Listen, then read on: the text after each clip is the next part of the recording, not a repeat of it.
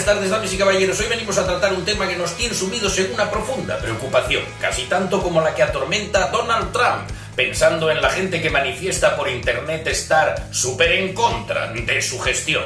Hoy vamos a hablar de los ciudadanos orientales, también conocidos en otros ambientes como la amenaza amarilla. Estoy Informe Rodríguez, y si pestañees, igual que te entró algo en un ojo. Dentro vídeo.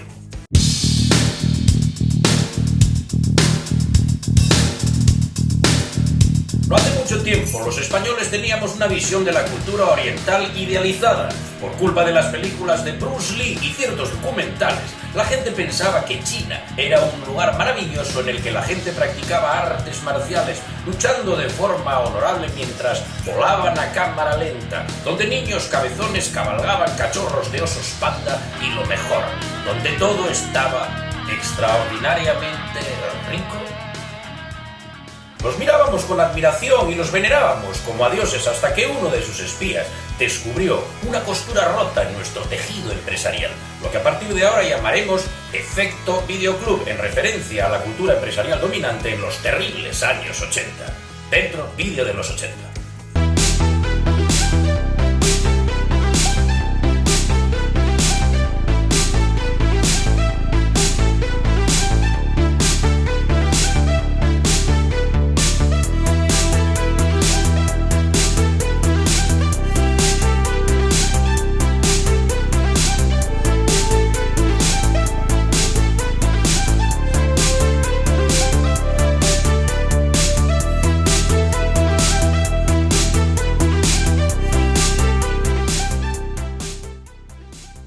Durante el boom de los videoclubs, todo emprendedor vislumbró grandes posibilidades de negocio, pero la sutil mentalidad española dio lugar a un curioso fenómeno. Si alguien abría un videoclub, su vecino abría otro en el portal de al lado, y así sucesivamente, para aprovechar el éxito. Esta locura desmedida por el séptimo arte llevó a la apertura de hasta 16 videoclubs en la misma manzana, obligando al cierre de todos ante el colapso del mercado y al hartazgo del cliente, que no dudó en pasarse a internet, instalarse en Mule y bajarse personalmente una película en apenas 15 días. El efecto videoclub caló hondo en nuestra cultura empresarial y en su momento se extrapoló a toda forma de negocio, ya fueran establecimientos hosteleros, tiendas de ortopedia o festivales de rock. Los chinos lo vieron y en un abrir de ojos oriental, millones de tiendas de todo a 100 y en adelante surgieron en nuestra geografía. Mundos maravillosos poblados de artículos maravillosamente innecesarios y productos de ferretería perecederos. Siempre hubo demanda porque nosotros somos muy así, muy de equipar un piso de soltero con artículos de bazar chino, convirtiéndolo en una trampa mortal para amantes del bricolaje.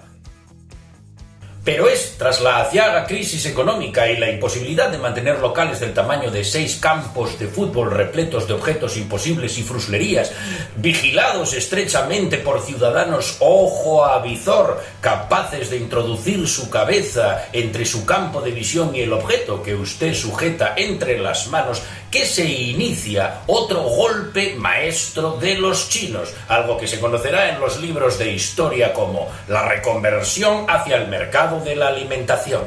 Esto consiste en el mismo local del tamaño de una macrodiscoteca, el mismo vigilante ojo a visor, el mismo ordenador proyectando la imagen de las 16 cámaras de seguridad que cubren el local y el mismo propietario ahora con una uña exageradamente larga, el mismo sitio pero ahora lleno de alimentos, snacks y bebidas alcohólicas, dado que sus clientes potenciales probablemente serán profesiones liberales gentrificadores de puta de la peor calaña. Los productos más demandados son las litronas y los ganchitos, además de la aleta de tiburón y el jengibre que se lleva algún joven rarito.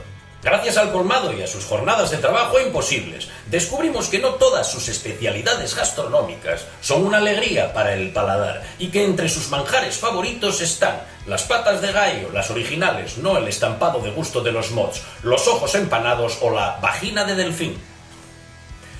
Lo que, hablando de cocina asiática, nos lleva al último gran movimiento de esta gran civilización oriental, la conocida como transición del restaurante chino al bareto español.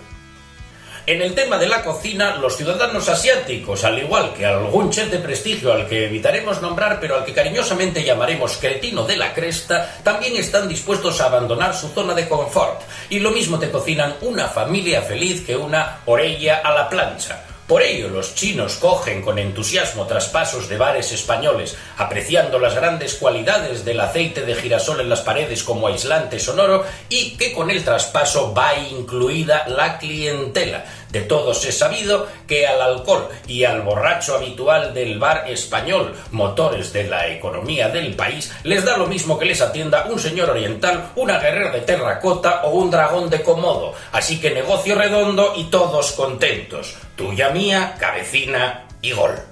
Por todo esto concluimos. Puede que devoren perros con avidez y que quieran destruir el planeta mientras nos arrancan el corazón con su larga uña. Pero como dijo Gary Oldman interpretando a Drácula de Stoker en la película de Coppola, sus costumbres no son nuestras costumbres y hay que respetar las costumbres de los demás. En otro orden de cosas, los ciudadanos orientales cumplen una gran labor social, alargando nuestras noches de juventud con sus latas de cerveza a precio de cannabis o haciéndote la pedicura a precio inimitable. Y por otra parte, sus tuppers son reutilizables. Y estos, damas y caballeros, estos son cosas que importan.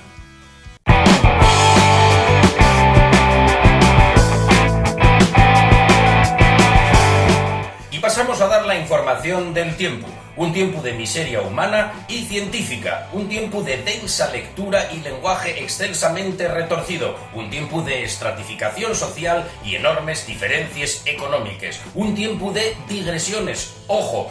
En este tiempo, además, Imanol Arias practica un aborto ilegal y alterna con maleantes, ratones y hombres de postín en la España de posguerra. Estamos hablando, por supuesto, de Tiempo de silencio, la novela de 1962 de Luis Martín Santos. Si no la leéis y os fijáis en las digresiones, viene Ángela Paramio y come vos el alma.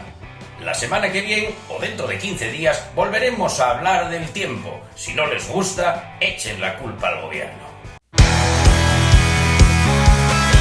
Porque auténticos hay pocos y los pacones somos más.